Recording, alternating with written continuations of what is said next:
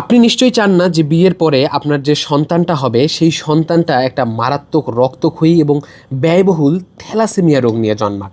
আপনি যদি এটা না চান তাহলে কিন্তু খুব ছোট্ট একটা টেস্ট, বিয়ের আগে একটা টেস্ট করার মাধ্যমেই আপনি জেনে নিতে পারেন যে আপনার যে সন্তানটা হবে সে কি এই থ্যালাসেমিয়া রোগ নিয়ে জন্মগ্রহণ করবে কি না।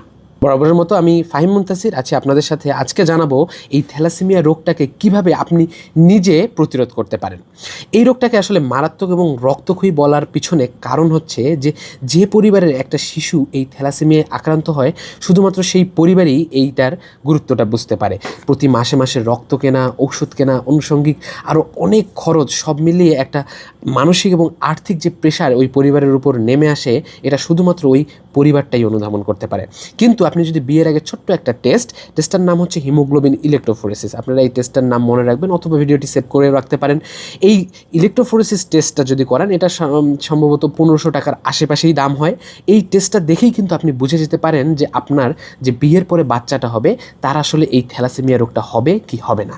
এখন দেখাই যে আসলে টেস্ট করার পরে আপনি রিপোর্ট দেখে কিভাবে বুঝবেন যে আপনার বাচ্চা থ্যালাসেমিয়া হবে কিনা অথবা আপনার স্বামী স্ত্রী বিয়ে করা উচিত কিনা। দেখেন, এই ক্ষেত্রে স্বামী এবং স্ত্রী দুইজনেই বিয়ের আগে, যারা বর এবং কনে, বিয়ের আগে দুইজনকেই এই টেস্টটা করতে হয়। টেস্ট করার ক্ষেত্রে আপনারা 3 ধরনের রেজাল্ট দেখতে পারেন।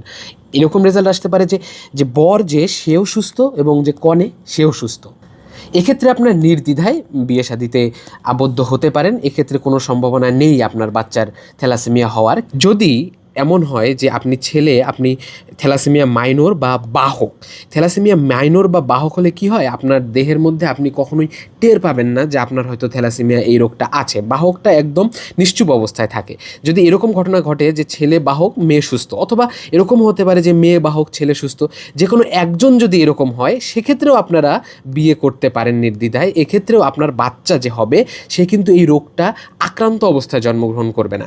সে জন্মগ্রহণ করলে সে হয়তো সুস্থ কিংবা এই যে থ্যালাসেমিয়ার যে বাহক সেই হিসাবে জন্মগ্রহণ করতে পারে। আর বাহক হলে কিন্তু থ্যালাসেমিয়ার যে লক্ষণ বা রোগের যে লক্ষণ এগুলো সাধারণত প্রকাশ পায় না, নিশ্চিন্তে থাকা যায়। কিন্তু আরেকটা যে ক্ষেত্র আছে, যে ধরেন ছেলে যে তারও থ্যালাসেমিয়া মাইনর আছে সেও বাহক, এবং মেয়ে যে সেও বাহক বা থ্যালাসেমিয়া মাইনর বহন করছেন, তাহলে কিন্তু অসুবিধা। এই ক্ষেত্রে সবসময় একটা চান্স থেকে যায় যে আপনার সন্তান যে জন্মগ্রহণ করবে সম্ভবত সে থ্যালাসেমিয়া জন্মগ্রহণ করছে।